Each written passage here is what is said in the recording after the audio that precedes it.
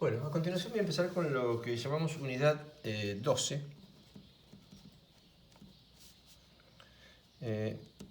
Considerando que si ustedes ven el programa van a ver que hay una unidad 11 que era ajuste de controladores. Más que nada se dio en la práctica, eso y parte también lo vimos durante el desarrollo de unidad 10. Entonces esta unidad lo que hace es, pasa a un tema relativamente distinto al resto ya, y lo que lo podemos llamar como título general de la unidad, se desarrollan distintos temas dentro de ella, sistemas de control avanzado. Es un nombre bastante vago.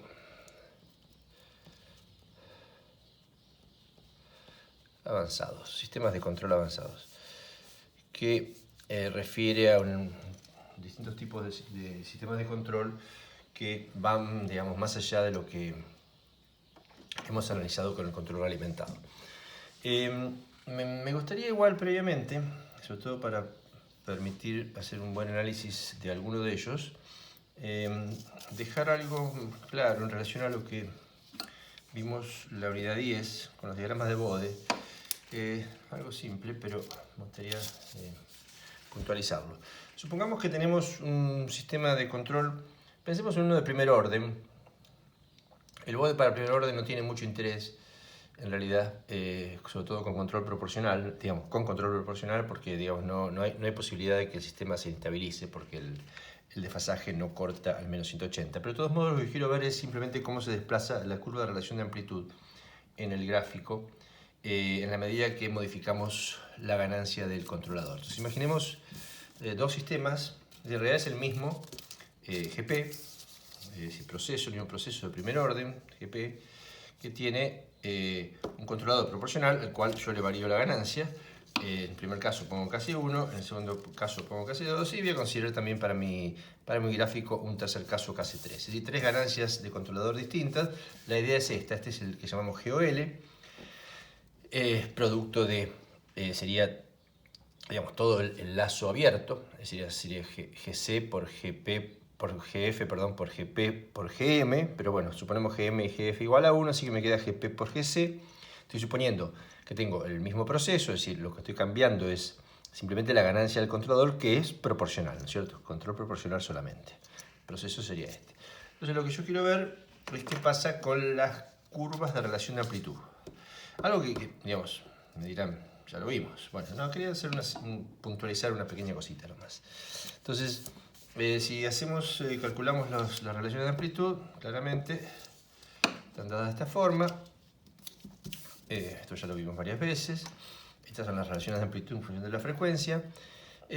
Para el caso de KC1, para el caso de KC2 y para el caso de cualquiera más que hubiera, cada uno tendría un valor de KC distinto. Bueno, lo que quiero hacer es graficar esto. Si yo lo grafico, lo que obtengo es lo siguiente. Voy a tapar eso que quedó ahí. Si lo grafico, obtengo lo siguiente. Fíjense. Lo hice para tres valores de KC, más que nada para que esto me permite un trabajo más simple, estos valores en sí mismos. Digo, esto que le estoy haciendo es una generalización, pero lo estoy haciendo en principio para estos tres valores de KC. Mientras que estoy dejando, bueno, GTP y KP lo pongo por debajo de RA, con lo cual lo elimino, con lo cual lo único que me quedaría como parámetro sería el tau P, que no viene mucho el caso acá, porque digamos, va a definir en este sentido, pero no en el sentido vertical del movimiento, o los movimientos, o la variación de los RA. Entonces son los 3 RA para tres sistemas con tres valores de KC distintos para el controlador proporcional. Acá tengo dos nada más, pero el tercero sería idéntico, ¿no? Entonces estos serían los tres. Bien. Y yo lo calografiqué para tres valores en particular del valor de la ganancia del control proporcional. Entonces lo que yo quiero ver es efectivamente algo que por ahí es medio intuitivo, pero es que cómo se desplazan estas curvas en la medida que uno le da un mayor valor o un menor valor al KC. Hagámoslo con dos de ellas. Si yo calculo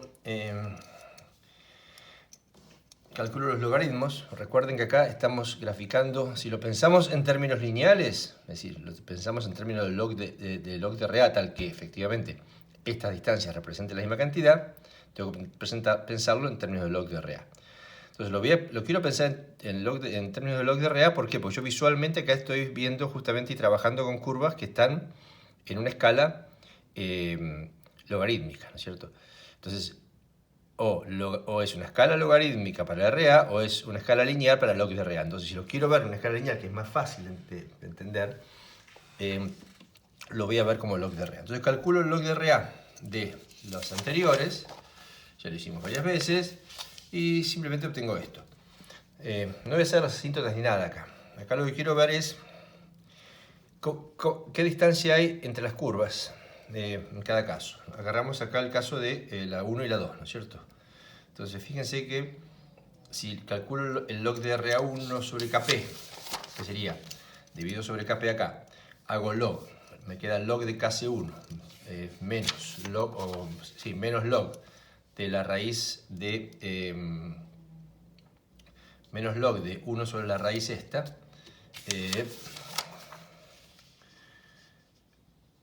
sí, exacto. Hay que hacer más acá, pero bueno, no importa, que eso no importa mucho, de todos modos. Entonces lo que importa acá es lo siguiente. Acá tengo, finalmente he transformado, un poco como quería, he desacoplado lo que aparecía multiplicándose por esto, ahora aparece sumándose. Y para las dos, ¿no? Si yo quiero calcular la distancia que hay entre estas dos curvas, lo que yo hago es la diferencia entre log de RA1 sobre Kp y log de RA2 sobre Kp. Esa diferencia me va a dar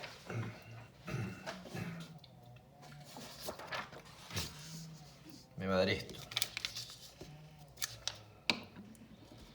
Fíjense que la diferencia es independiente de la frecuencia y es constante.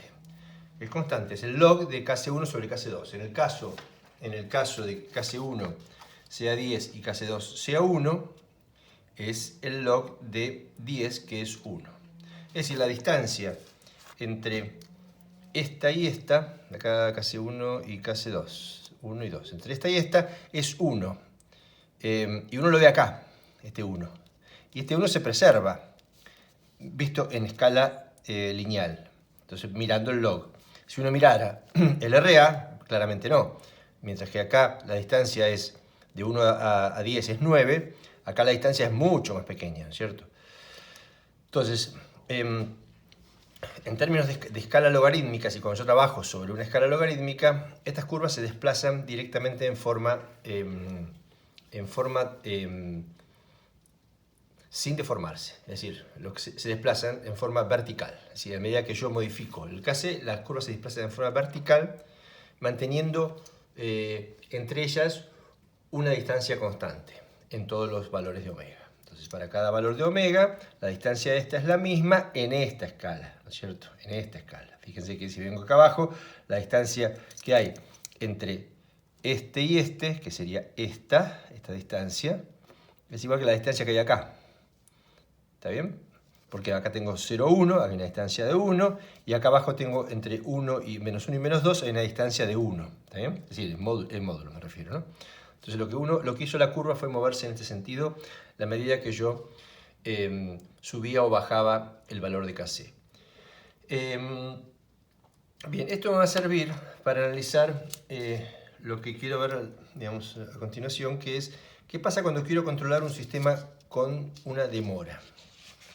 Entonces, esto es básicamente una especie de introducción a esto, a lo que les comentaba, a lo que les voy a comentar ahora, que es los sistemas con demora. Entonces, vamos a darle un punto final a esta pequeña, como si fuera repaso y digamos, ampliación de lo visto en las anteriores. Y vamos a arrancar entonces ahora sí, efectivamente, con los temas que me interesan para esta unidad, que es, en principio me interesa el control de sistemas con un retardo puro.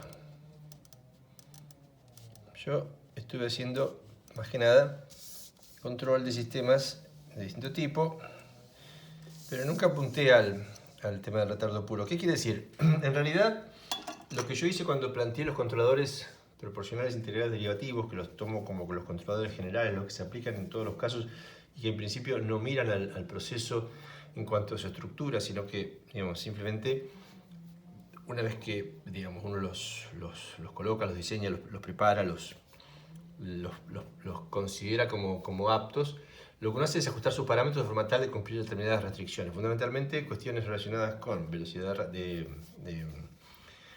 reacción, sobre valores y sobre todo estabilidad, ¿no es cierto? Que dijimos que era la principal, digamos, el principal efecto contraproducente que pueden tener el poner un controlador en un sistema, en un determinado proceso. Entonces, lo que no hicimos fue tomar consideraciones particulares con respecto al proceso. Es decir, dijimos, este es el proceso, lo controlamos con PID y vemos ganancias críticas, vemos, digamos, otras consideraciones que hacen que uno con el PID pueda controlar un proceso cualquiera en la medida que ajuste bien sus parámetros. En principio, eso es la respuesta a eso es positiva, pero lo que no estamos aprovechando es el conocimiento que podemos tener de las características del proceso para hacer un mejor control. Entonces, esto es lo que vamos a analizar en esta unidad. Vamos a analizar características de los procesos, vamos a analizar distintos procesos con distintas características particulares que ameritan elaborar una estrategia que apunte a esas características para hacer del control un control mejor que el que uno podría tener con un control PID que no considera ninguna de estas cuestiones. Entonces es un poco la idea que hay alrededor de lo que llamamos sistemas de control avanzados. Entonces, bueno, una característica de un proceso interesante, sobre todo en lo que llamamos los sistemas químicos, es la de tener una demora en algún lugar del proceso. En algún punto del proceso existe algún tipo de demora y esto lo comentamos muy superficialmente. Dijimos que el problema que podía traer era que hacía que el proceso se pudiera inestabilizar. Entonces veamos un poquito, base a eso, el siguiente ejemplo. Imaginemos un proceso, en principio, que tiene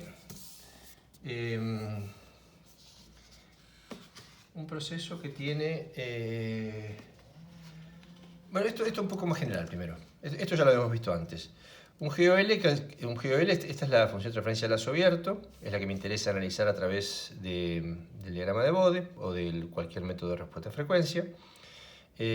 La GOL, acá en este caso, todavía no le he puesto un controlador. Digamos, en principio está puesta con una ganancia de controlador 1. Pero, digamos, esto lo vamos a resolver luego. Pero por ahora pensemos que, digamos, que tenemos podríamos ponerle acá un controlador y chau. Le ponemos un controlador proporcional y entonces tenemos esto, ¿no? Sería así, ¿no? Casi. Y acá sería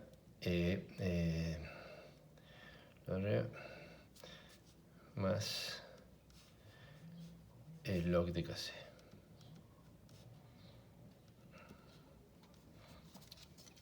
Bueno, pero lo que más me importa acá es lo siguiente. Yo voy a postular que una de estas dos, por ejemplo GP2, es un retardo puro. Vamos a ver el ejemplo más claro, pero supongamos que el GP2 es un retardo puro. Entonces lo que tengo acá es que GP2 es esto. Su relación de amplitud es el módulo de... es decir, el módulo de GP2 es 1, ¿de acuerdo? Porque ya está en formato polar. Y por lo tanto el log de RA de todo el conjunto completo, el log de GOL, es el log de GP1 más el log de 1, que sería acá, que es 0, más el log de KC. ¿De acuerdo? Bien. Bien, entonces, si esto lo traslado a una curva de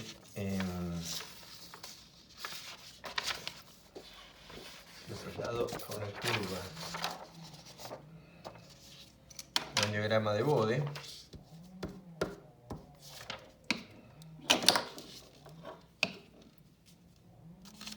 Lo que tengo es lo siguiente.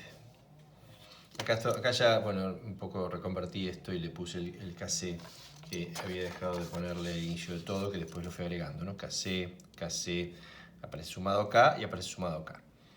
Entonces, si yo hago el diagrama de Bode, bueno, acá aparece, digamos, estoy utilizando un poco ese criterio que les hablaba antes, ¿no? En la medida que uno aumenta KC, lo que hace la relación de amplitud es moverse hacia arriba y abajo, hacia arriba y hacia abajo, dependiendo si voy aumentando o disminuyendo el KC. Entonces, eso por un lado. Entonces, esto en relación a la relación de amplitud de un sistema que tiene uno de sus componentes, en este caso GP2, es un retardo puro. ¿Está? Entonces, el sistema de manera necesariamente tiene que ser el proceso. Esto podría haber sido también GM, podría haber sido directamente la medición, podría haber estado en el accionamiento, podría estar en cualquier lado del lazo al lazo abierto, de la transferencia al lazo abierto. Entonces, en algún lado de la transferencia al lazo abierto hay un retardo puro. Estoy controlando con control proporcional.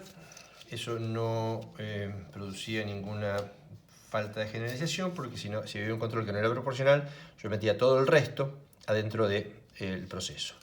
Y bueno, seguía analizando de la misma forma como si fuera un control proporcional. ¿Por qué? Porque la forma del control era KC por 1 más 1 sobre tau I S más tau ds, ¿no es cierto? Entonces, si todo esto yo lo metía acá adentro, de alguna manera estaba trabajando con un control como si fuera proporcional, pero en realidad estoy metiendo todo el resto de los elementos dinámicos dentro de GP1.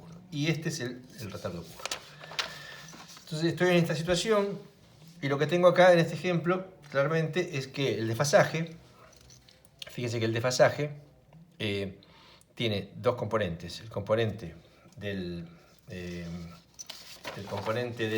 retardo puro, el componente del proceso, que en principio lo estoy planteando como primer orden, control proporcional. Entonces acá no estoy considerando esta generalización que hice, sino que estoy un ejemplo más simple. Tengo control proporcional con primer orden como proceso. Distintos valores de KC me van a hacer que la curva se mueva en forma manteniendo constante la distancia con respecto a la curva anterior a un valor de KC distinto. Y el desfasaje tenía dos componentes, un componente por el proceso y un componente por la demora. El componente por el proceso estaba dado por arco tangente de menos tau p omega, lo hicimos muchas veces, tiene el primer orden, desfasaje. Esto hacía que este sistema, si no tuviera la demora, tendría un desfasaje que es asintótico a menos 90 grados y por lo tanto la curva de desfasaje nunca cortaría al menos 180 y este sistema no podría ser, con control proporcional, no podría ser inestable. ¿Por qué? Porque no habría posibilidad de que eso ocurriera porque no hay corte con el menos 180 grados. Pero ¿qué pasa? Ahora estoy agregándole además el desfasaje el desfasaje que tiene la propia demora. Y el desfasaje de esta demora ya habíamos analizado que estaba dado por menos tau de omega, donde tau d no es este tau p, sino que es el tiempo de demora. Entonces este es el tiempo de demora y dependiendo del tiempo de demora, esta curva iba a ser más brusca su caída o menos brusca, pero en cualquier caso iba a ser una caída que se iba a sumar a la caída asintótica que producía el primer orden, y iba a dar curvas de este tipo, para distintos valores de tau d.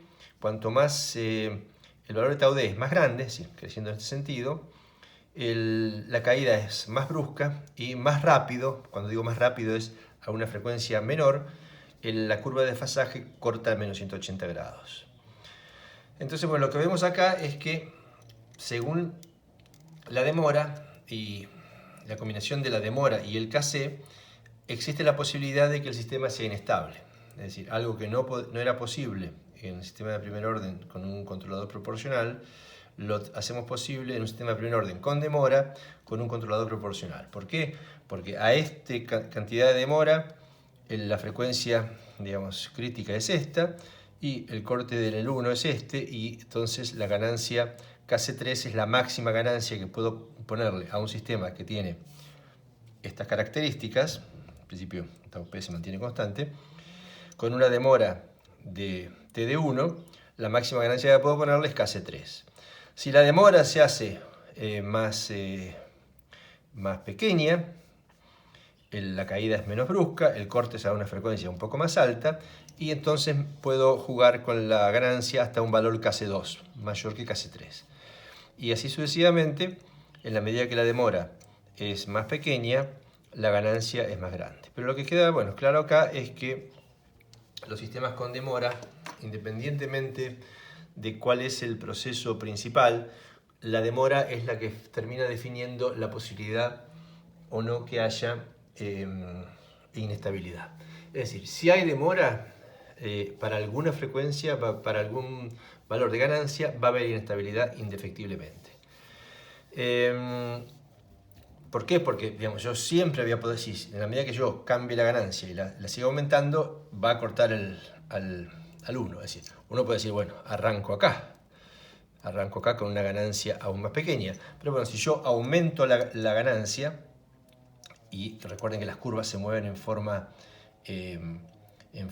se trasladan simplemente a lo largo del eje vertical, tarde o temprano voy a cortar al 1 para alguna ganancia. Voy a cortar al 1 y eso va a corresponder a alguna frecuencia, digamos, en algún momento estos dos cruces, digamos, se van a sintonizar de alguna manera y va a haber entonces una ganancia crítica, una ganancia máxima que puedo ponerle al controlador para que el sistema todavía sea estable. A partir de ahí, cualquier aumento produce inestabilidad del sistema. Esto lo que muestra, teóricamente si quieren, es cómo los sistemas con demora son susceptibles de inestabilizarse. Y esto se puede justamente visualizar muy bien a través de los diagramas de Bode y todo lo que es el análisis de frecuencia, ya que en principio, si uno lo quisiera hacer por el método convencional, recuerden que estamos hablando de polos, y los polos son raíces, y las raíces son de polinomios, y cuando tenemos un formato de transferencia que no tiene forma polinomial, tal como le pasa a la demora, hablar de polos ya no tiene mucho sentido. Entonces, el análisis por Bode sigue siendo totalmente riguroso y me permite, digamos, analizar la estabilidad en sistemas con demora, que son realmente sistemas que tienen un papel súper importante en lo que es los procesos químicos. Entonces, vayamos un poco con el ejemplo ahora. En este ejemplo, entonces, vamos a poner acá, creo que ya lo pusimos, ¿no? Sí, control de sistemas con un retardo puro. Entonces, vamos a un caso más concreto, para no... Vamos con un ejemplo. El ejemplo simplemente es para mostrar algo más, pero no es que vamos a desarrollar el ejemplo en sí mismo. Un poquito nomás. Este sería un buen ejemplo, por ejemplo. Acá tenemos un ejemplo bien simple, estoy tratando de poner, ¿no? Un ejemplo en el cual estamos definiendo que tenemos un FI constante, siempre igual. Es decir, este tanque no cambia su flujo. Lo que hay es, en principio, cambio en la temperatura de entrada. Me interesa la temperatura de salida. El tanque está siendo calentado por este serpentín, pero en realidad no voy a tenerlo en cuenta esta variable. Voy a suponer que esto se mantiene todo en estado estacionario. Así que en realidad lo único que me interesa es la relación entre la temperatura dentro del tanque y la temperatura de la entrada. Eso es lo que recontra vimos. La transferencia es esta. Es un primer orden, sumamente sencillo. Pero lo que voy a hacer es agregarle como si fuera un segundo sistema a este proceso simple del tanque. Le voy a agregar una cañería. Entonces, la cañería tiene a su vez una función de transferencia. Hacemos una cañería muy simple, que no tiene ninguna pérdida ni nada. Y la transferencia de esta cañería, esto es algo parecido a lo que hicimos con cuando analizamos el ejemplo de sistema distribuido. Hicimos la transformada en las dos variables, en z y en y en T. Bueno, entonces esta cañería en realidad es más simple que esa todavía, es una cañería que tiene una generación perfecta y por lo tanto lo único que produce es una demora en la llegada de algunas variables. Claramente, si me interesa la temperatura, yo tengo que, si me interesa la temperatura en este punto, la transferencia entre T' y T está dada por esta función, que es simplemente la función de transferencia de la demora pura, donde L es la longitud del caño y B es la velocidad promedio, que estaría dada por el caudal, digamos, que circula por el caño, dividido en la sección del caño. ¿Está? Entonces, mi nuevo sistema, si quieren, se puede ahora entonces describir por la siguiente. Entonces, ahora yo lo que voy a hacer es plantearme algo, porque en principio hasta ahora, bueno, es un modelo simplemente esto. Yo me voy a plantear lo siguiente. Bueno, supongamos que quiero analizar, cerrar el lazo. Y cerrar el lazo, a mí me interesaría controlar T, pero no tengo acceso a medir T. Yo solo puedo medir T', por distintas razones. Porque el tanque está muy elevado, porque solo está en un lugar inaccesible. Por distintas razones yo puedo medir solamente T'. Entonces, efectivamente, y yo quisiera controlar T. Yo podría querer controlar T' también, ojo. Pero en cualquier caso, el problema sigue siendo el mismo. Sigue siendo el mismo, ¿por qué? Porque lo que yo tengo es lo siguiente. Si lo único que puedo medir es esto, y quiero controlar esto, bueno, sería la forma de hacerlo. Estoy midiéndolo y lo quiero controlar. No significa que lo voy a poder hacer bien con este controlador. En realidad preferiría tal vez, digamos, que no estuviera esto. Pero bueno, en principio yo quiero controlar esto. Si quiero controlar en realidad esto, que es la salida acá, o la temperatura dentro del tanque, y no tengo acceso a la medición esa, bueno, yo no tengo más remedio que medir esto. Si mido esto, estoy midiendo algo que no es lo que yo quiero controlar en forma directa. Con lo cual ahí también entro de nuevo en este dilema, que es, bueno, quiero controlar esto, pero no puedo medirlo, lo único que puedo medir es esto, bueno, y tengo que conformarme midiendo esto.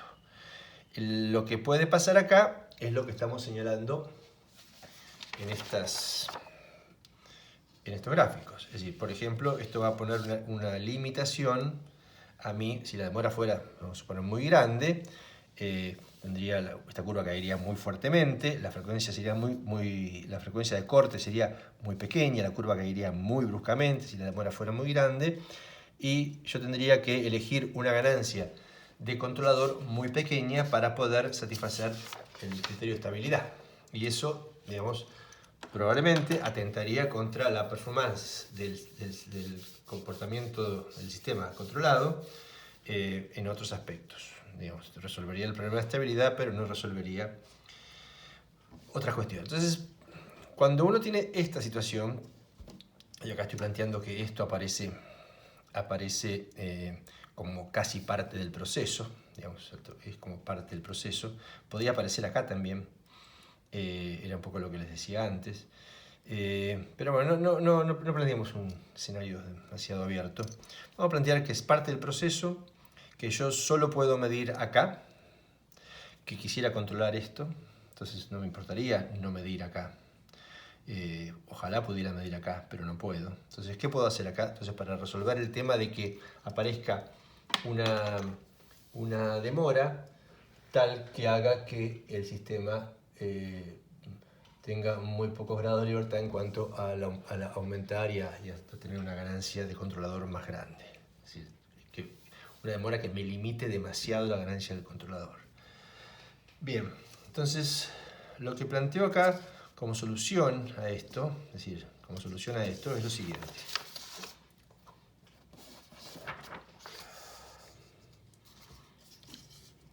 Es decir, ¿yo qué estoy diciendo? Yo estoy diciendo, bueno, a mí me gustaría poder medir esto. Imaginemos por un instante, además, que el sistema lo abro acá. Es decir, acá lo abro. Es decir, lo que hago es abro el sistema, supongamos que esto no existe. Abro el sistema. Lo que a mí me gustaría poder tener es digamos, poder tener una variable que va a estar acá y poder realimentar esa variable. Entonces, yo digo, bueno, defino esta. Esa es GC, GP por ID, ¿no? GC, GP por ID me va a dar I asterisco. Y yo quisiera poder realimentar esa. Entonces, esa es I asterisco. Y por otro lado defino esta otra variable, I'. Este prima es un armado que estoy haciendo. Digo, supongamos que tengo una variable I', que es el producto de justamente la I asterisco multiplicada por esto. Multiplicada por esto significa por esta función de transferencia, que es 1 menos la demora, menos la transferencia de la demora. El resultado de sumar, perdón, lo que yo necesitaría es, yo necesito esta, yo quisiera poder realimentar esta. Si yo quisiera poder, en vez de realimentar esta, yo quisiera poder realimentar esta, pero yo no tengo acceso a medir esta. Entonces la construyo I asterisco como la suma de la I, que es la que tengo acceso, más esta otra, que es una señal, si quieren, sintética, que sale de multiplicar esto por esto por esto y por el I deseado, que es algo que en principio lo voy a ir modificando yo. Entonces, tengo la forma de construir esa I asterisco. Si yo logro construirla bien,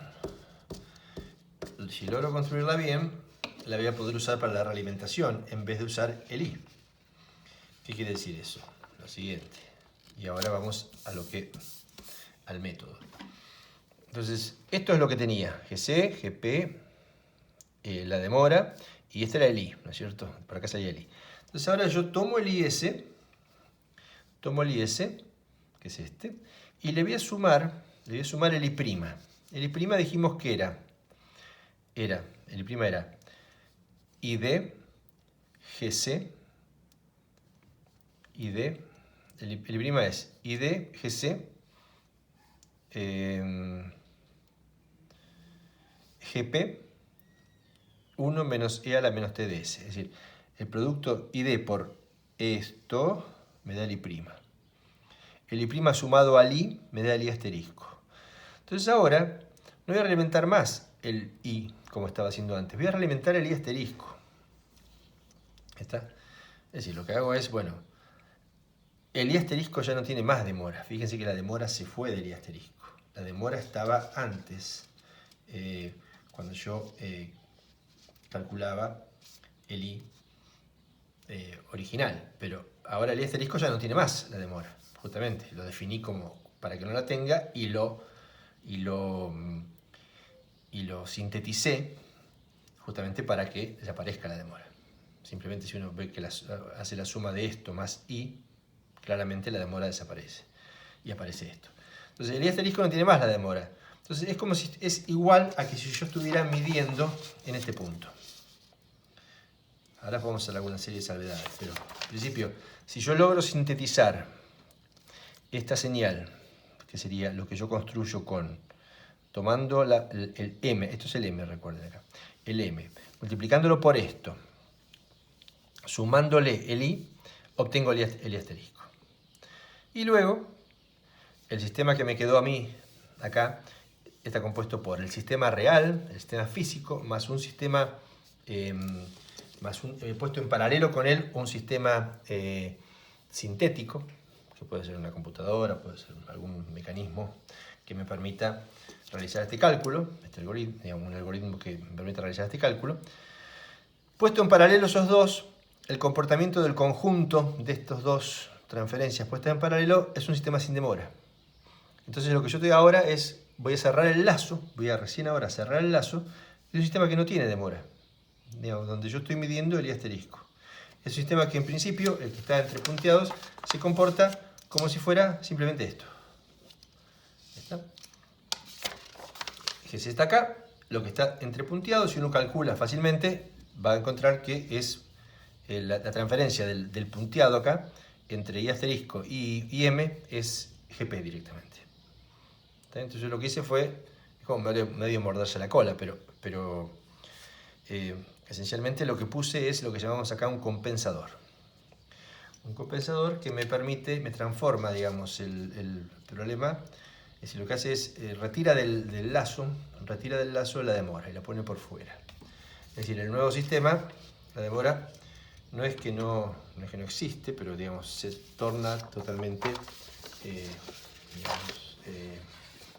inefectiva a los efectos del control. ¿Por qué? Porque lo que me queda ahora es esto.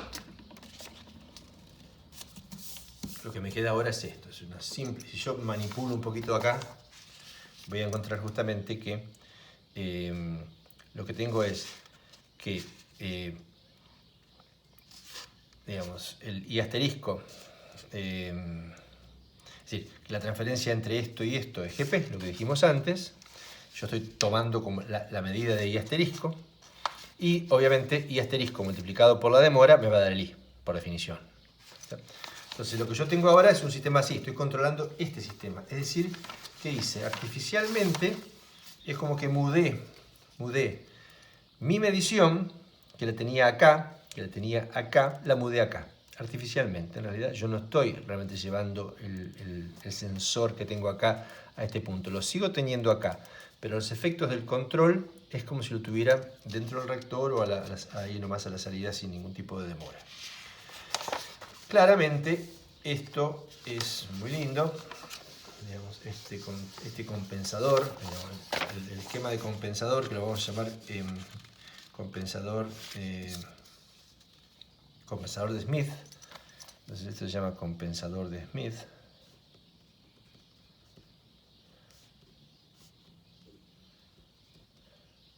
Es como lo van a encontrar en la bibliografía. Es un sistema de compensación basado en modelo. ¿Qué pasa? ¿Qué significa? Yo, para poder construir este bloque, que es el bloque, justamente el bloque que define todo acá, es decir, es el que se ocupa justamente de producir esta eliminación de la demora dentro del lazo y su expulsión afuera, que es lo que justamente señalamos acá. La posibilidad de construir este compensador está dada por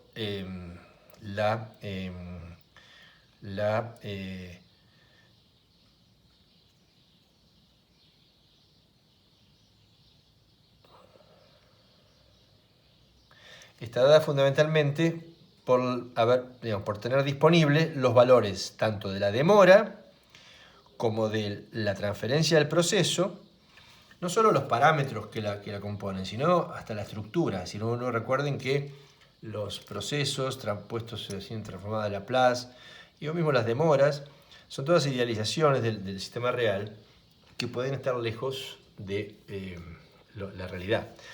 Ya de por sí tenemos, dentro de las idealizaciones, tenemos el tema de la linealización, que es una de ellas, pero después hay otras cuestiones que uno va asumiendo a medida que va elaborando un modelo, que hace que va a hacer que esto no sea lo que efectivamente uno piensa que es, y por lo tanto el compensador no sea un compensador perfecto. Entonces acá lo que aparece es una compensación que puede ser imperfecta y que haría que el sistema no funcionara, digamos, de la forma adecuada. Entonces, bueno, a grosso modo, el compensador de Smith funciona así. La necesidad transforma al proceso, al lazo de control de lo que teníamos a esto. Claramente el compensador es dependiente fuertemente de tener un modelo adecuado, con pocos errores. Hay necesidad de que la medida que uno sospeche de errores en el modelo o que aproximaciones que no están tan justificadas, o bueno, de que efectivamente lo que estamos suponiendo no es exactamente lo que es, o cuán lejos está de lo que efectivamente es, ahí uno tiene que tomar, digamos, recaudos para justamente evitar que esas inexactitudes atenten contra la performance del lazo. Fíjense que el sistema finalmente queda controlado por un sistema común, que puede ser un controlador proporcional. Lo que uno está diciendo acá en realidad es que si la compensación es perfecta y este sistema fuera un sistema de primer orden y este fuera un control proporcional, yo podría usar la ganancia que quisiera para controlar el sistema. ¿Por qué? Porque como el corte es en menos 90 grados, aun si esto fuera un sistema de segundo orden, uno con un control proporcional podría usar cualquier ganancia en la medida que haya compensado totalmente la demora. Pero la seguridad de haberla compensado totalmente es relativa. ¿Por qué? Porque si yo no la compensé exactamente, supongamos que hay un valor TD que es el verdadero, pero que no lo conozco, y yo lo que utilizo es un TD', que es la mejor estimación que tengo para él, acá va a haber esa diferencia entre ambos, va a hacer que haya un desajuste entre la demora real y la demora supuesta, que va a hacer que el sistema total no se comporte exactamente como este. Por ejemplo, le quede algo de demora dentro. Una parte de la demora uno la puede haber sacado a través del mecanismo, pero puede haber dejado una cantidad.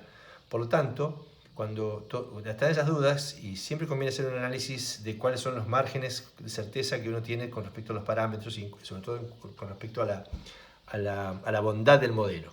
¿Por qué? Porque uno puede estar suponiendo que la cosa es así, aumenta la ganancia de este controlador tanto como quiere porque sabe que acá tengo primero o segundo orden, que no hay corte en el menos 180, pero en realidad si le quedó algo de esto adentro acá, va a haber un corte en algún momento a menos 180, aunque sea una frecuencia más alta, y uno no va a poder subir tanto como quiere la ganancia del controlador. Entonces, todo eso hay que tenerlo en cuenta. Se pueden hacer análisis particularmente para distintos casos, donde uno puede considerar distintos errores en la apreciación, en la estimación que uno hace de la demora. Recuerden, por ejemplo, que la demora es el cociente entre el volumen y la velocidad en realidad, es el cociente entre la longitud del, por ejemplo, si fuera este caño que estamos hablando, entre la longitud de la cañería y la velocidad promedio entre la cañería. La velocidad promedio es proporcional, es decir, el caudal es proporcional a la velocidad promedio, así que, digamos, si varía el caudal, que es algo muy normal en cualquier sistema, vamos a estar cambiando los tiempos de demora. Y eso automáticamente va a hacer que este sistema que yo me planteé para compensar la demora TD que supuse que tenía, cuando el sistema de por sí modifique esta demora porque cambió el caudal, yo debería estar atento a que este TD también cambie. Y si no cambia, lo que aparece es eso que les decía antes, esa discrepancia entre la demora supuesta y la demora utilizada para el compensador, que hace que no toda la demora pase afuera del lazo, sino que parte queda dentro y uno debe considerarlo. Bueno, todo esto es una cuestión más de tipo práctica y cualquier análisis de ese tipo es un proceso que bueno, está focalizado en casos en particular, ¿no? Y que haya una teoría para esto. Bien. Podríamos analizar ahora, entonces, con esto entonces terminamos con lo que sería, que llamamos compensador de Smith, que es el compensador que agregamos al control para... yo acá el compensador lo he puesto en paralelo con el proceso, me pareció más didáctico. Lo van a encontrar en realidad muchas veces como parte del controlador, es decir, simplemente retorcer un poco esto, no cambia nada, pero simplemente cómo lo dibujás hace que uno lo pueda pensar como parte del controlador. De todos modos, no cambia mucho las cosas y podríamos dibujarlo. Lo voy a dibujar como parte del controlador. Es decir, acá lo que tengo es, nuevamente, ¿no? Tengo GC, este queda como siempre. Mi GP, no le vamos a poner las S para ahorrar tiempo, la demora real que hay dentro del sistema, y después tengo la medición. Entonces lo que ahora digamos, la forma que lo van a encontrar tal vez más en los libros es de la siguiente forma: 1 menos E a la menos TDS por GP. Entonces ahora sí, esto viene de acá a acá, y acá sale, acá lo que salía era lo que llamábamos I', se sumaba a el I, que venía de acá, era el I. Este gráfico, esto sigue siendo igual a este, ¿no? Estoy diciendo algo idéntico a ese. Nada más que lo estoy poniendo en otro lugar para visualizarlo más como una parte del control. Entonces de acá sale el I', el I asterisco. Y entonces ahora sí estamos ya en lo que teníamos, menos y deseado más y finalmente así. Entonces, visto de esta forma, si no me estoy equivocando, faltando nada, lo que tengo ahora es que, si ustedes imaginan un controlador que tiene dos entradas y una salida, ¿no es cierto? Entonces, la entrada es el valor deseado, una entrada. La otra entrada es el valor medido. Y la salida es la variable manipulada. Entonces, esto puede pensarse ahora como el controlador, donde tengo la entrada, que es el valor deseado, la entrada, que es el valor medido, y la salida, que es la variable manipulada. Entonces, esto en principio se comporta como un controlador ya no convencional, porque tiene adentro de él algo que es distinto a lo que usualmente tenemos, que es solamente esto, y el elemento de suma. Entonces, visto así, lo veo como un controlador nuevo. Visto así, lo veo como que alteré el proceso primero y después lo controlé con un controlador convencional. Entonces, en un caso lo veo como que alteré el proceso y lo controlé con un controlador convencional. En otro caso veo como que alteré el controlador y no alteró el proceso. Pero esto es simplemente algo formal, en el sentido de que las dos representaciones son idénticas finalmente. Bueno, entonces si pasamos ahora a control por respuesta inversa, control de sistemas con respuesta inversa sería. Entonces, control de sistemas con respuesta inversa. Es decir, nuevamente, esto fíjense que se sigue inscribiendo en lo mismo que dijimos antes. Hasta la clase de hoy, para nosotros el proceso en principio era una transferencia y yo la controlaba con un control en general PID, y bueno, sea como fuera, trataba de controlarlo y no atendía las características estructurales del proceso. Bueno, como vimos a lo largo de la materia, y sobre todo al inicio, características dinámicas particulares hacen que uno pueda sacar provecho de estas características, ya si están bien identificadas, y pueda introducirlas al momento de diseñar la estrategia de control. Entonces, el primer caso que consideramos es qué pasa cuando tengo demora. Yo podría controlarlo con un PID normal. Lo que digo es, bueno, ¿yo puedo hacer algo más que eso? ¿Puedo agregar algún tipo de compensador que me permita utilizar las características del proceso en beneficio del lazo que estoy proponiendo? Bueno, sí, demostré que sí. Yo puedo de alguna manera, aunque no totalmente, y sí dependiendo un poco de cuál es la exactitud con la que uno conoce el modelo, puedo hacer que un sistema con demora lo pueda controlar como si fuera un sistema con cero demora o con menos demora, facilitando entonces la posibilidad de utilizar un controlador con mayor ganancia para evitar la inestabilidad. Entonces, eso es una mejora que yo hago conociendo el proceso y utilizando sus características. Eso hace que esa mejora que hago sea dependiente del proceso, cosa que cuando uno tiene un controlador PID, el controlador PID no está pensado para ningún proceso en particular, no es dependiente del proceso. Por eso su bondad, en el sentido que uno puede aplicarlo a cualquier proceso. Bueno, después se tendrá que rebuscárselas para elegir bien los parámetros, pero en principio es aplicable a cualquier proceso. Bueno, lo que estamos viendo acá es un paso más. ¿Qué más puedo hacer para mejorar esos controladores PID que van a seguir estando presentes? Porque acá no estoy simplemente utilizando un nuevo sistema de control, estoy agregándole compensadores a los controles que ya tengo. Entonces, un ejemplo era sistemas con demora. Ahí tengo una característica bien particular y identificable del proceso del punto de vista dinámico. Un segundo caso que analizamos fue el sistema con respuesta inversa. Y ahí nuevamente ya no son cualquier sistema. Son sistemas que tienen una característica particular, por ejemplo, la que vemos acá.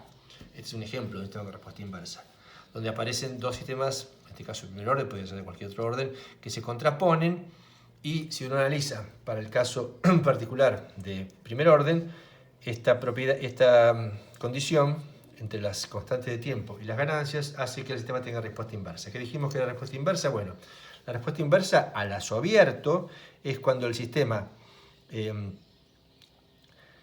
ante un cambio escalón, tiene una evolución que inicialmente es hacia un lado y luego es hacia otro.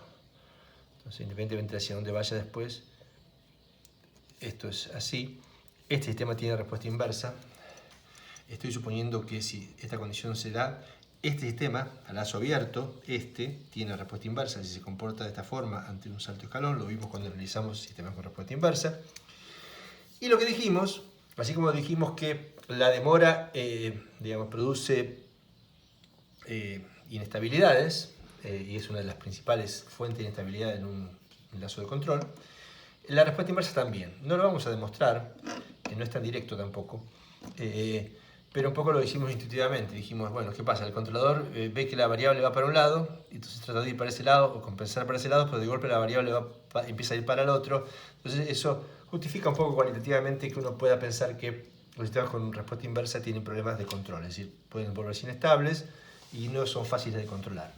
Es decir, es una característica que no es favorable que estén en los procesos, esa característica, al menos desde el punto de vista del lazo de control. Es decir, a mí como ingeniero de control me gustaría que no hubiera procesos con respuesta inversa. ¿Por qué? Porque son difíciles de controlar. Entonces lo que vamos a plantear es algo parecido a lo de antes, que es, vamos a tratar de eliminar la respuesta inversa del proceso para después controlarlo en forma normal con un controlador GC, que será un PID o digamos, un tipo de control. Sí, es un PID, puede ser PI, puede ser P. Bien. Lo que dijimos, bueno, la función de transferencia del sistema a lazo abierto es GC por la transferencia de esto, que es la suma de estas dos, la resta en este caso de estas dos transferencias, que finalmente me da esto, me da un sistema de segundo orden, pero que tiene un cero.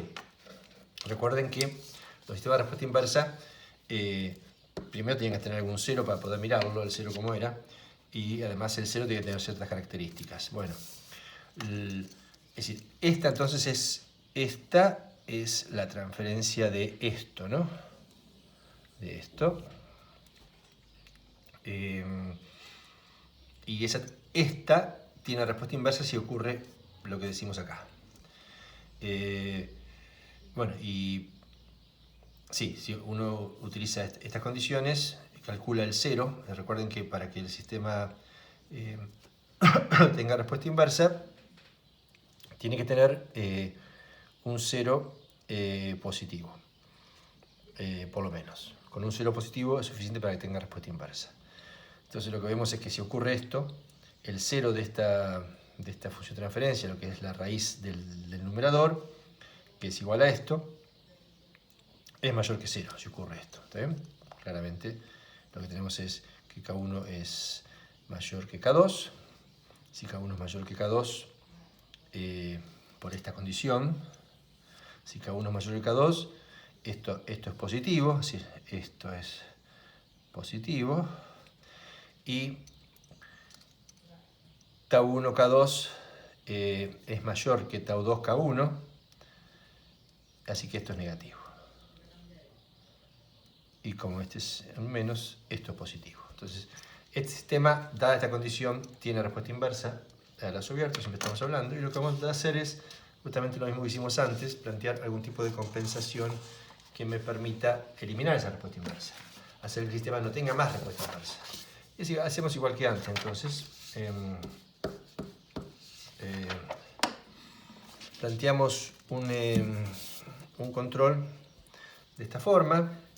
Como antes, lo que hago es, puedo ponerlo como está acá, en paralelo con el proceso. Es decir, lo que hago es, como estoy generando un nuevo proceso, poniéndole al que tengo, que es el real, donde esto en principio es el modelo del proceso, le estoy poniendo un algoritmo, sistema computacional en paralelo, que está bien, y lo que hago es transformo el proceso en un nuevo proceso, donde ahora su salida es I asterisco y su entrada es M, ya no es más I. Y lo que voy a plantear es, bueno, mi nuevo proceso es este y yo voy a tratar de controlar este nuevo proceso. Entonces, este es el nuevo proceso que voy a tratar de controlar. Me olvido de I ya.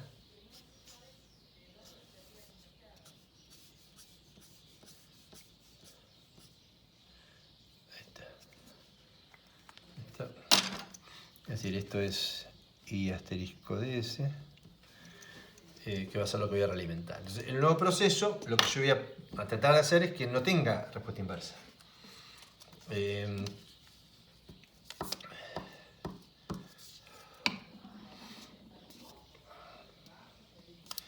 Entonces lo que planteo es que el I',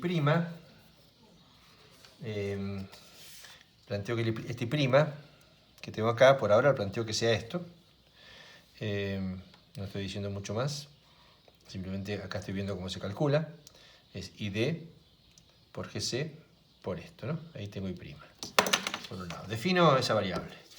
Y luego digo I asterisco, que es esta, es I', como definí acá, más el I.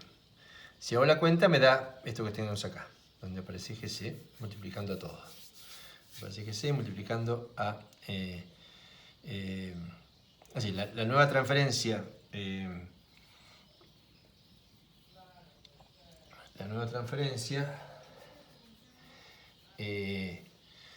faltó acá I deseado. Me estaba faltando algo.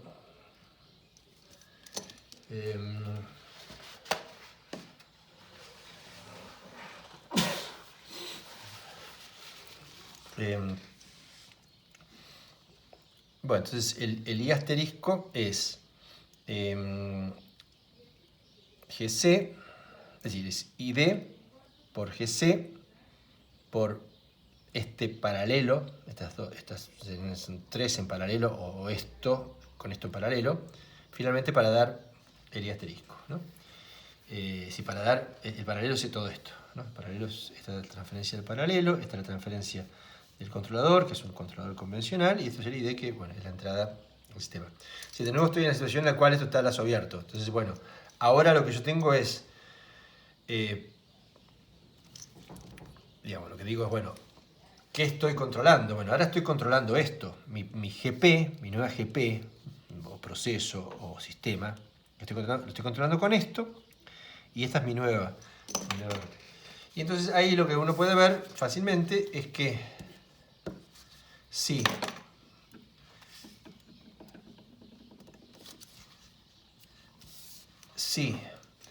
K, que es este parámetro que está suelto ahí, en principio es un parámetro que todavía no hemos definido, yo tengo que determinar cuánto vale ese parámetro, pero no tiene un valor único, porque lo único que yo estoy exigiéndole es que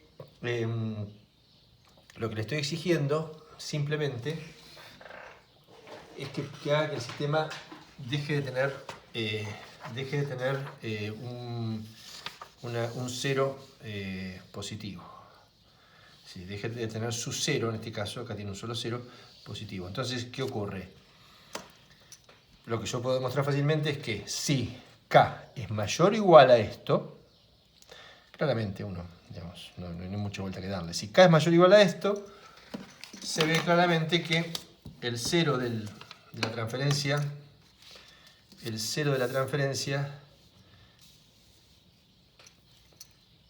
es menor que cero. Es decir, si K es mayor o igual a esto, si calculamos el cero de la transferencia, el cero de la transferencia es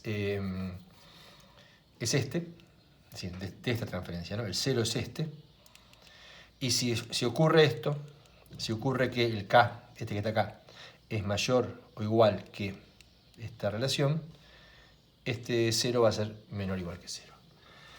Entonces, si yo, digamos, utilizo un K en este compensador que sea mayor o igual que esta combinación, esta relación entre los parámetros del proceso original, si uso ese K, me aseguro que el sistema deja de tener respuesta inversa.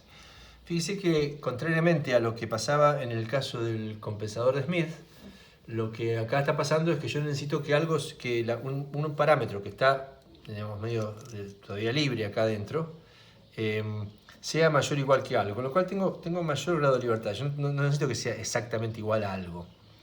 Y ese algo que, como puede ser el tiempo de demora o cosas por el estilo. Acá, con que sea mayor o igual que algo, para eso me permite tener una mayor flexibilidad en cuanto a elegir ese parámetro, porque digamos, puedo tener mayor incerteza en cuanto a los valores de K1, K2, Tau1 y Tau2, que normalmente es lo que yo tengo incertezas en esos valores, porque son producto de una linealización, porque son producto de una aproximación, por lo que fuera. Entonces yo puedo trabajar con un margen mucho mejor, porque yo no tengo necesidad de darle un valor exacto al K. Con que sea mayor que esto, es suficiente. Si yo tengo una incerteza con respecto a esto, bueno, entonces lo hago o mucho mayor para asegurarme que entro siempre dentro del rango. Entonces, bueno, si yo logro construir el compensador de esta forma, digamos, utilizando parte del modelo, como utilizaba antes, y también utilizando un parámetro libre que me permite jugar más con las incertezas del modelo. Lo que logro hacer es eliminar el efecto de respuesta inversa, es decir, este sistema ahora se va a comportar, digamos, de esta forma, o de esta otra, pero nunca de esta. ¿Está bien? Esta no. Se va a comportar de alguna de estas otras formas. La pregunta podría ser, pero el sistema dejó de ser el que era. Y en cierta medida sí. De todos modos, pensemos que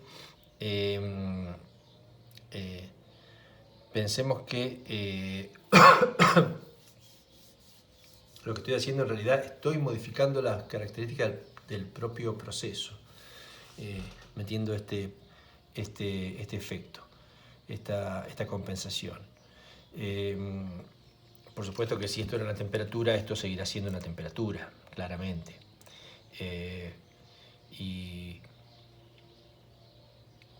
Y en realidad, bueno, las sigo midiendo. Si yo lo que estoy haciendo es sacándole esa característica indeseable a este proceso. Estoy sacando la característica indeseable a este proceso, que es que tenga respuesta inversa. La variable la sigo midiendo. El sistema sigue siendo un control de realimentación, ya que estoy midiendo la variable. Pero, digamos, si uno volviera y pensara en el esquema que hicimos para la demora, en el cual llevamos toda la compensación del lado del controlador, lo que estoy haciendo es estoy planteando un controlador nuevo con unas características particulares que, bueno, digamos, se alejan de lo convencional que uno tiene como idea de controlador. Comparo el valor deseado. Acá no estoy comparando el valor medido con el valor deseado. Esto es el de demora. Y acá tampoco estoy comparando más el valor medido con el valor deseado para usar ese error en la corrección, sino que, bueno, estoy haciendo algo previo que es, en realidad, en el fondo, por eso lo estoy poniendo, prefiero ponerlo más en paralelo con el proceso, estoy modificando las características del proceso. Entonces hay que estar atento, uno las modifica, y si después lo que va a controlar efectivamente sigue pareciéndose a lo que originalmente quiso controlar. Bueno, ahí de todas las cuestiones por medio, por ver. Esta es una parte más vale de ideas generales, de conceptos teóricos y digamos de cómo se manejan todas estas cuestiones a un nivel que luego deberá ser refrendado en la práctica o con otro tipo de consideraciones, análisis de sensibilidad, errores de modelo y bueno, y finalmente simulaciones para ver que efectivamente se cumpla lo que uno propuso.